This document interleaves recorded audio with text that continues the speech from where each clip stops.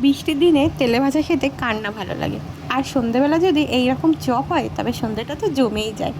এখন আমি রেডিমেড আলুর চপ করে নিচ্ছি, যা তাড়াতাড়ি এবং ঝটপট হয়ে যায়।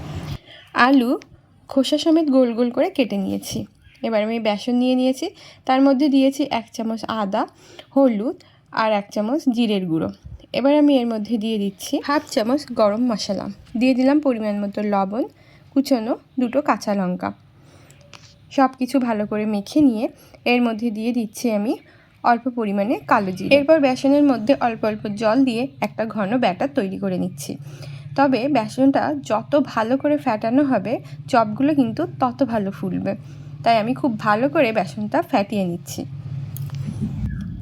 এই যে আমার বেসনটা রেডি হয়ে গেছে। এবার আমি একটা কড়াই বসিয়ে দিয়েছি, কড়া ভালোভাবে গরম করে নিয়েছি, দিয়ে দিলাম পরিমাণ মতো সাদা তেল। যেহেতু এটা ডুবো তেলেই আমি ভাজবো, তাই তেলটা একটু বেশি পরিমাণে দিয়েছি। এবার 1 পিস আলু নিয়ে বেসনের মধ্যে ডুবিয়ে তেলের মধ্যে ছেড়ে দিলাম। এই সময় গ্যাসের ফ্লেমটা মিডিয়ামে থাকবে। খুন্তির সাহায্যে অল্প অল্প করে তেল চপটার উপরে দিয়ে দিচ্ছি। কিছুক্ষণ পরে চপটা উল্টে নিলাম। এইভাবে এপাশ ওপাশ ভালো করে ভেজে লাল লাল হয়ে গেলে তুলে নিচ্ছি। একইভাবে পরবর্তী আলুগুলোও চপ করে নিলাম। এইভাবে আপনারা একবার বাড়িতে বানিয়ে দেখবেন।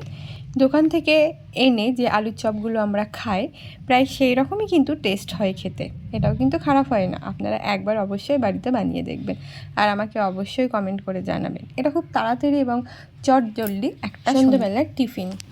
আর এই ভিডিওটা যদি আপনাদের ভালো লেগে থাকে তবে লাইক, কমেন্ট আর অবশ্যই ফলো করবেন। হরে কৃষ্ণা।